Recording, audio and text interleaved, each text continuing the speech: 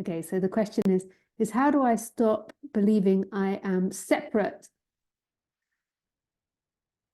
Second time round.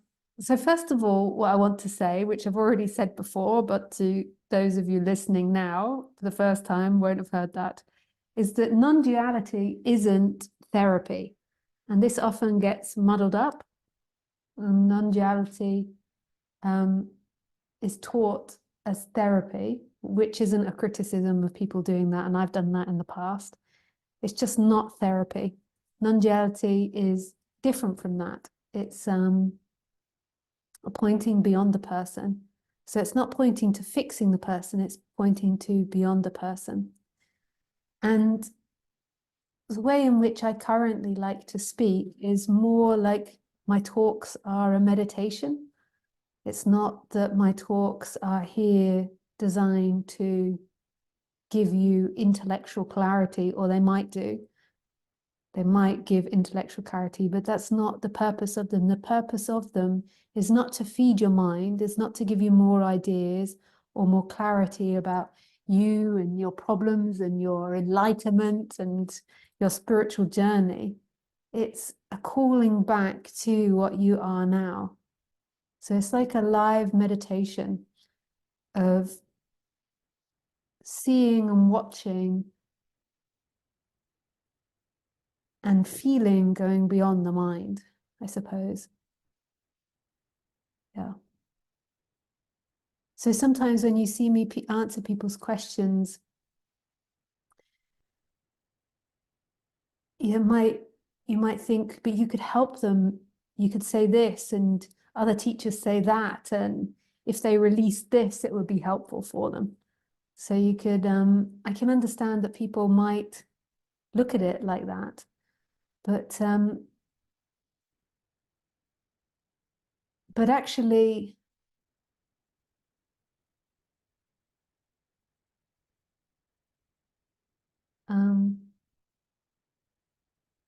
yeah, that's not what I'm doing. I'm not trying to help you. There are so many teachers on the internet out there that talk about therapy, different mediums in which to improve your story. And they're brilliant at what they do. They're fantastic at what they do. And I've got a reference page with lots of different teachers and suggestions if that's what you would like to do. But this really is a meditation and a calling home to what you are now. And it shouldn't be a replacement for therapy. This is a going beyond the person. Dun, dun, dun. It's not transcendence. In non-duality, wouldn't say you're transcending the ego, because they would say the ego doesn't exist in the first place, so what can you transcend? Yeah. Yeah.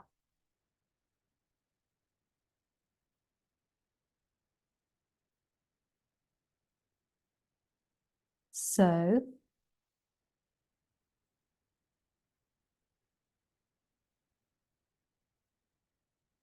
I think the question was, title was, how do I stop believing I am separate? So the first mistake in that question and in that proposition is the idea that there is somebody inside the body that's believing they are separate. Who is inside the body believing they are separate? And is it actually a belief that's the problem? So the way in which I teach non-duality is the problem is not the beliefs or the thoughts as such. It's the attachment and the belief in the beliefs. It's like this energy which latches on to it and makes it real. So it's like an energy that's saying my thoughts, my ideas are real. So it's not that you've got to stop believing in something. It's more seeing the mechanism, the fake mechanism of identifying with thoughts, feelings, and ideas.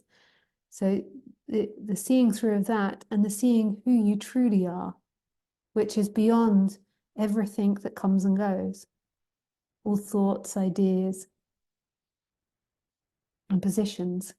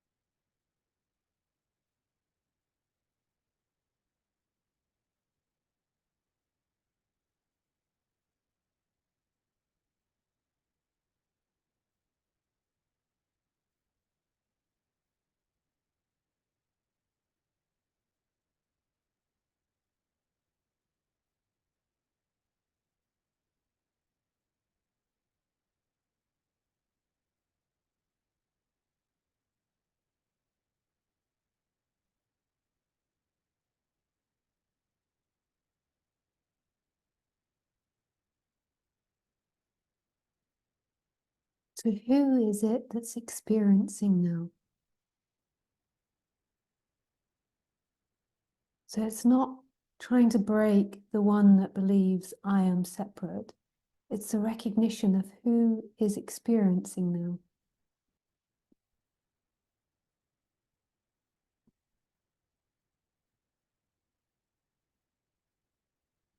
Who is experiencing now? The mind, the storyteller, says, me, I am experiencing. I am something solid inside this body, and I am experiencing an outside world.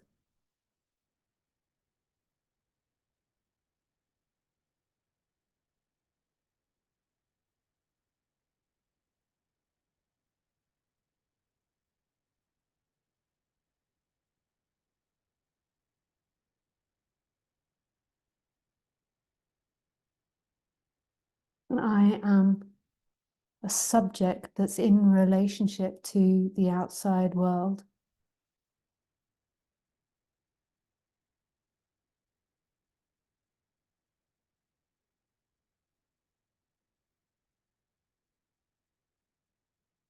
But that's only ever a thought.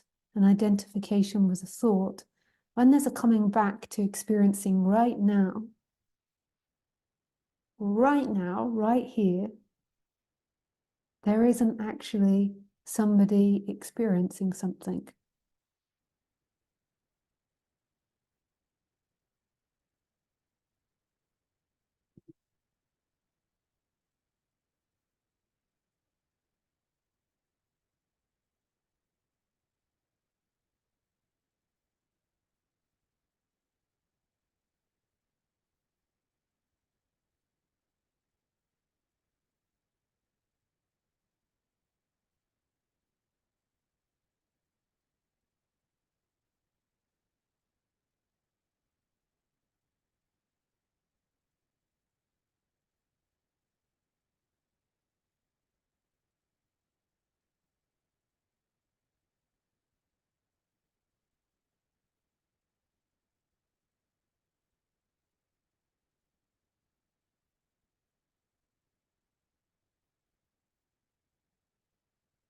So if you come to the moment, you could say everything is inging.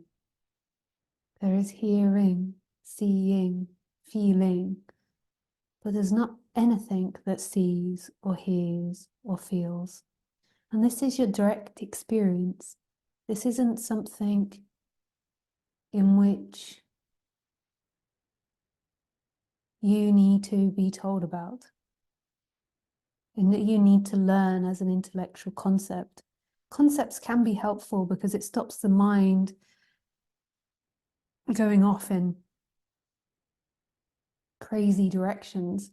So as the mind learns it's not in this thought or that thought, then it drops. So concepts can be valid for helping the mind stay focused. But it's not the mind or the focus or the person that will get this. It's a dropping into presence and seeing that who you are isn't a thing. And this is absolute love. It's such love.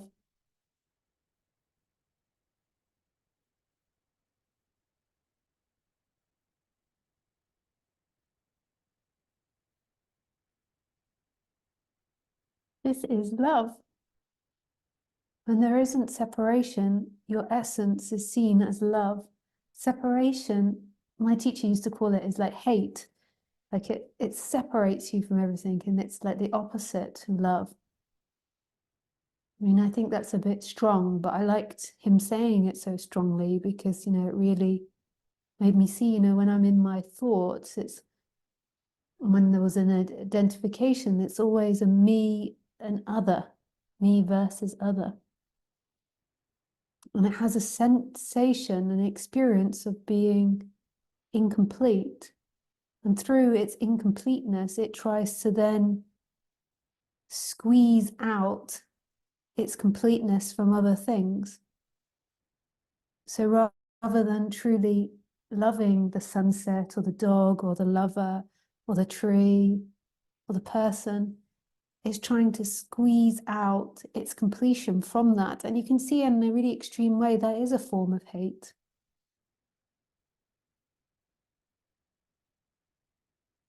This isn't talking about the conditions.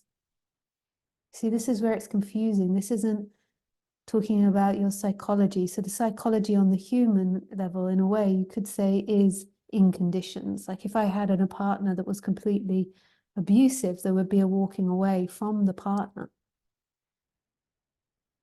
So it's not staying and like, yes, from the ultimate sense, the abusive partner is love too, but it's not on the human level just becoming a bundle of non-responsive, unconditioned thin air. The human has to be the human.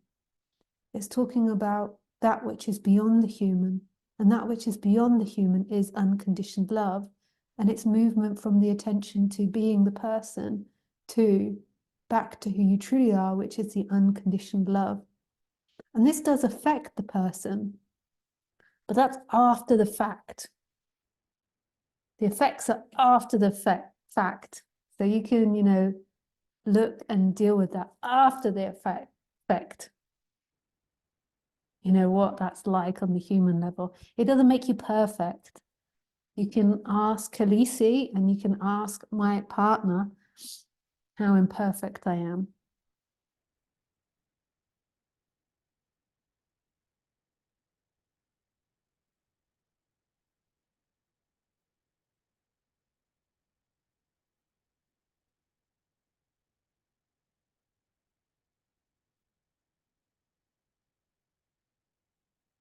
Um, some people I notice, I mean, it's stopping now as I'm getting older, but especially when I was younger, there was like this projection onto me, like, oh yes, I'm going to date her because she's enlightened. She's never going to have an issue with me, and she's going to be the perfect partner. And then they would come to my retreats and then want to date me because they believe that I would be the perfect non-complaining partner that is always in a state of yes, wants to have continuous sex, always wants to cook, feed, love, dote. Yes, yes, do everything for the partner. And any no would mean unenlightened. They have this image, it's like the absolute loving, unconditioned parent, like almost like a Buddha figure that's like, yes, yes, and completely there for your needs. Yeah, and it's really unrealistic. Yeah, and even a few times on the retreats, like I noticed some young men, which I assume had come there thinking that there was going to be a relationship happening, then yeah, producing a lot of anger because in their mind, I was going to give them this perfect partner. And they quite quickly realized I wasn't going to partner up with them. And then secondly, I was imperfect. And they were furious. I am meant to give them this love. And it's not just me. It's not like just, like it's what the mind does. So many people on the human level are still trying to heal their fucking issues with their parents, including myself. I could still have issues with my parents, but just with the upbringing, because the upbringing is such a strong thing. It's like when our brain grows, so it's such a huge conditioning. And so they're still trying to heal that first 5 years of love where the parents are meant to be absolute, unconditioned, giving everything, loving the child 100% and giving everything. And so people still are in that place and they're looking for it in spirituality. So they come with the ideal of the teacher being that, and then they come with the ideal that I will one day be like that, themselves will one day be like that, or that they'll find a partner that's like that. And there's this desperate healing on the human level to have this perfect human relationship. And it's another seeking. It will never happen. Your enlightened partner will be an absolute disappointment. Although my partner wouldn't say that. But I don't mean to brag, but he's just so lovely and I don't want to speak about him like in that way. Like, yeah, that's difficult, isn't it? But I mean it as in like,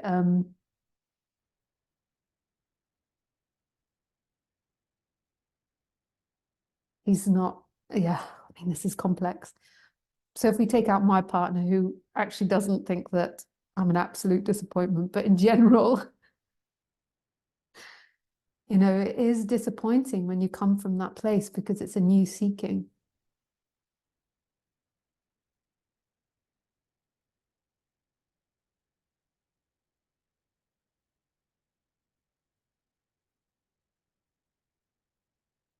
The seeking for the perfect human relationship.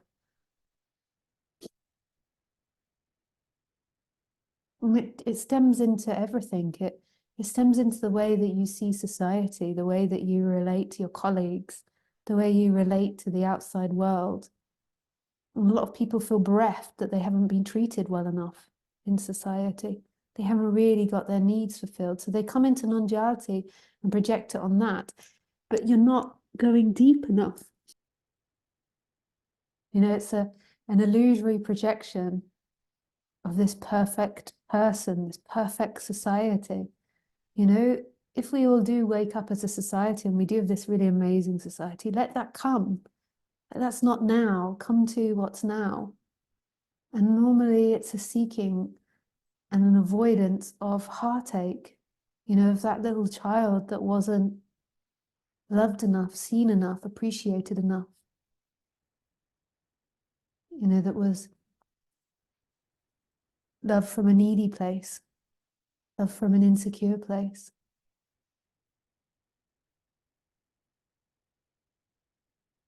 The unconditioned love is there in the instant of this moment, not in any story that you tell yourself. What's so complicated is our seeking is normally hidden. So we don't know we're seeking that. What we just see is the reaction, the hurt, the anger, the disappointment,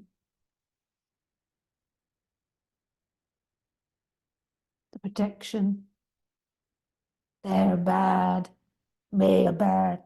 It's okay to have boundaries and say no, but a fixation on it normally means that there's an attachment and identity.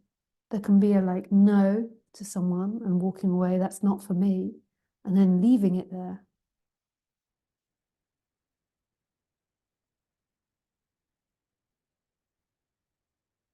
And what I'm just trying to do here is unpick the attachments to the psychology, to the seeking. What you are is this presence. The love is what you are. It's this moment. It's what's always been there. It's the greatest lover. It's the most intimate sense of being. It's what will never reject you and never reject the other.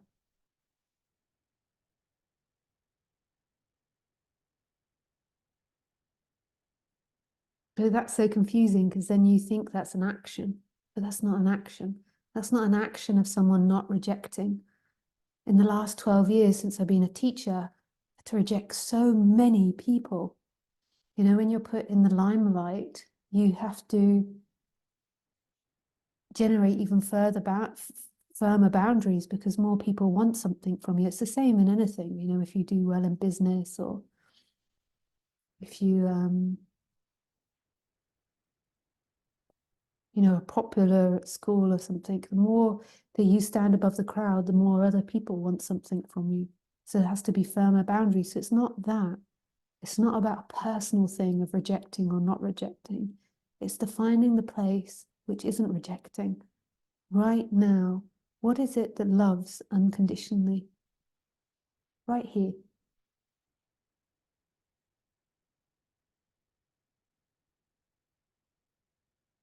It's so present and alive and radical and beautiful and fantastisch. Schön. Bellissimo. Don't know if I said that right. Bellissimo. You what, love?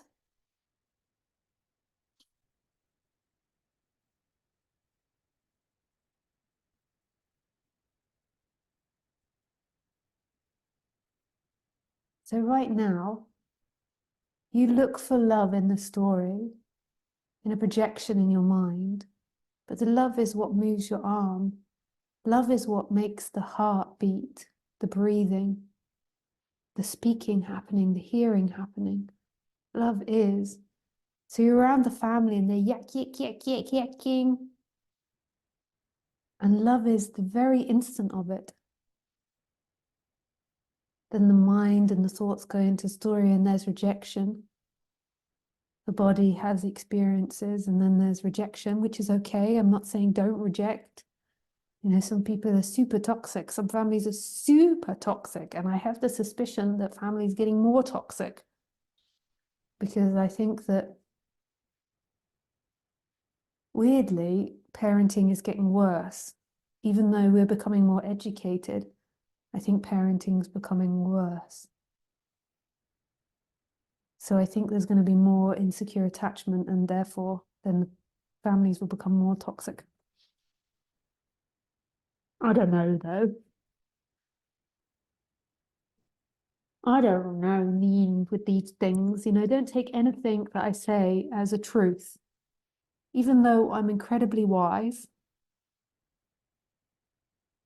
and eloquent and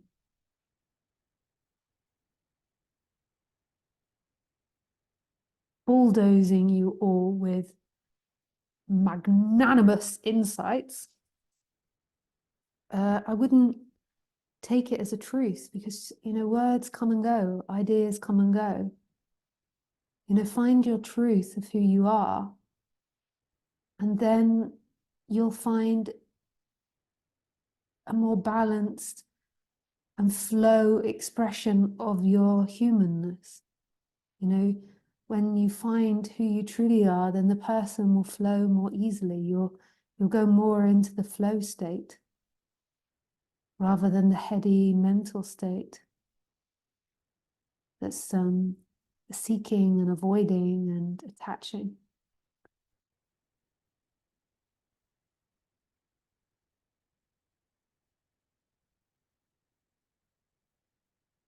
There will be a spontaneity about you. And then the natural impulse will be to expand the thoughts, the beliefs, the ideas, because that's the nature of who we are, is expansion. This no-thingness, which is unbound.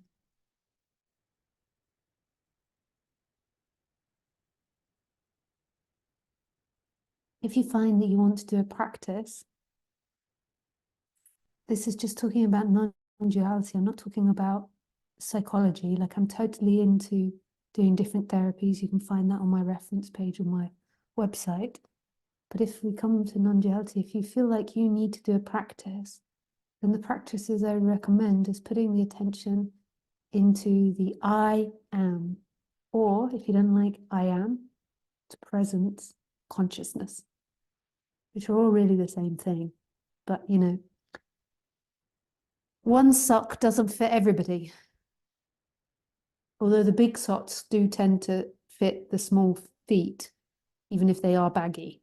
But the small socks don't tend to fit the big feet. So it's really big-footed people that are the problem. So big-footed people, if you've got a problem with it, I've given you all different things that you can do.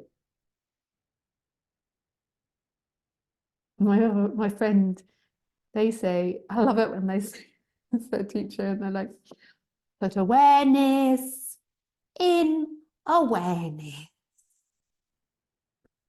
Ah. Ah. Put awareness in awareness.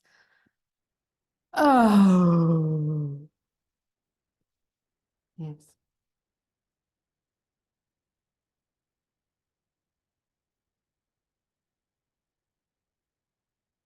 But know that when you do that, when you put awareness in awareness,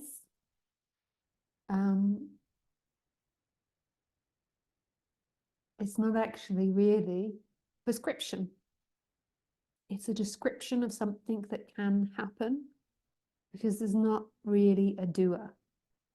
There is an appearance of a doer, but eventually it's all seen as a divine dance by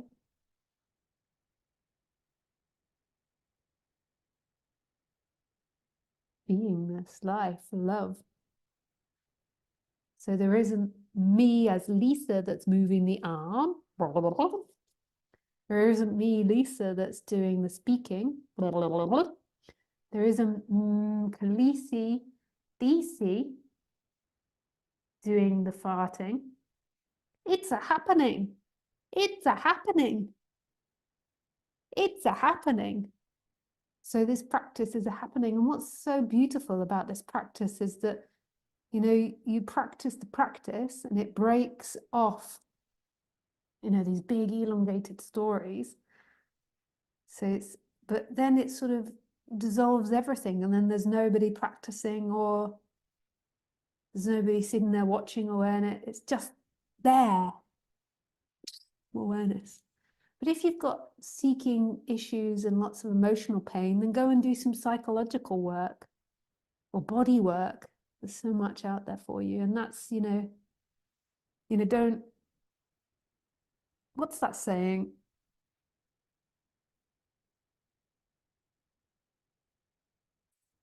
There's different, there isn't just one tool in the toolbox. Yes, that's the saying. I'm not very good with these things because I forget the saying and then get all confused halfway through. It's like my left and right. If I try to tell which is my left and right, I know it's my left now because L. I begin to get like, which is it, left or right? And I get that halfway through a saying and then end up saying it wrong. And then I've made people laugh so much in my life with trying to attempt to say sayings. Like this saying, which is English, and I think now maybe it's considered racist, but there used to be a saying when I was growing up. It's called, it's like the kettle calling the pot black. It's like the pot calling the kettle black. How do you ever know which one it is calling who? Who's calling who? Which one's more black? And why is it more black? Is it because the kettle or the pot is used more? I don't know. I'm always confused by that. And I always get laughed for saying it back to front. But now I realize that it's maybe considered racist.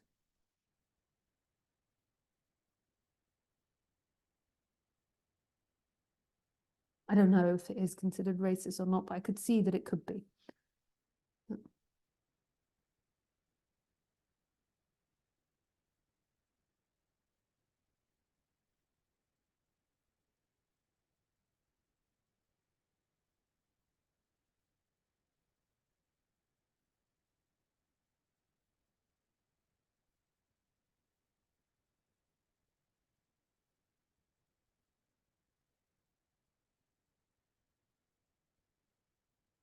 So right now, there is nowhere to go.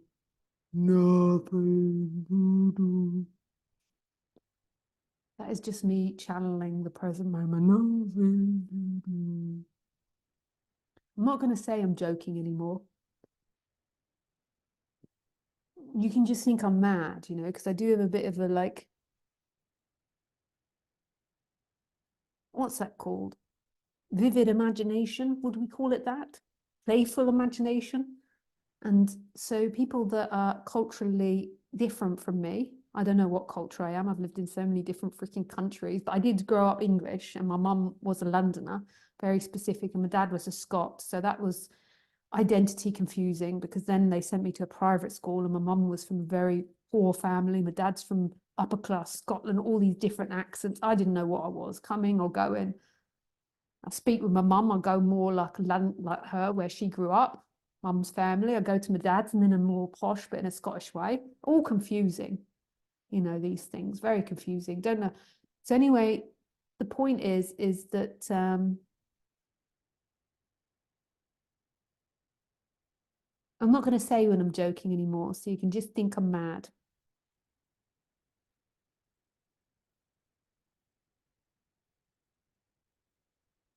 I don't know why I went off onto that whole cultural thing.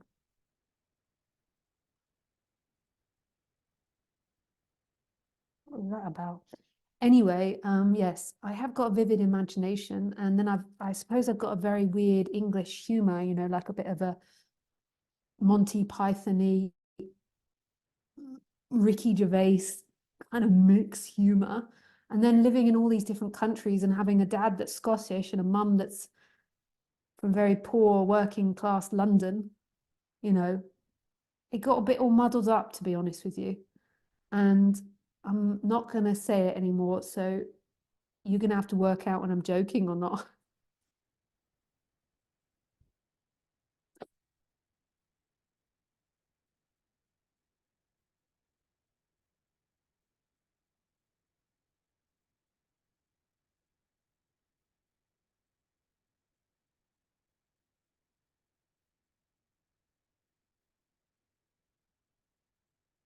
And I'm being a banana.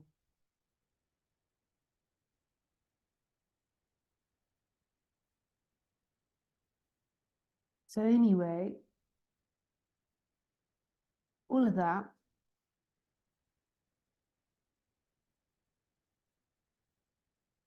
all these words and everything is just a calling back to what is. It's like, can you hear something else? Not the words, not the ideas, not following the concepts, something else. Can you hear it, E.E.? Huh? Can you hear it?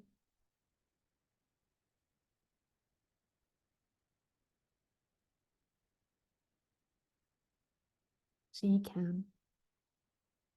This moment can. The warmth, the room, the sky, the clouds, the tree. It's all being, just as here. And then the human is lost in an imagination of themselves and their problems and their worries. And you can make the human better on the human level, and I'm not against that. I don't think that increases seeking. In fact, in some ways, I think it can decrease seeking. But sometimes seeking is good to come to this. But the point being that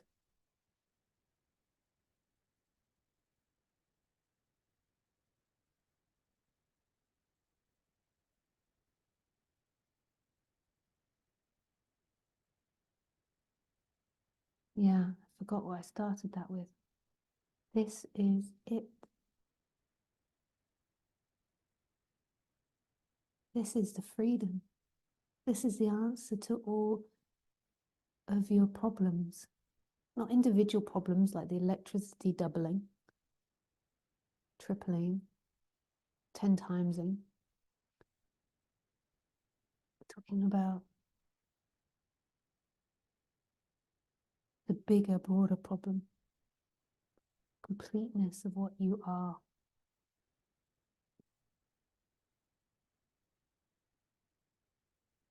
Okay, so if you have any questions, then you can ask questions in Telegram.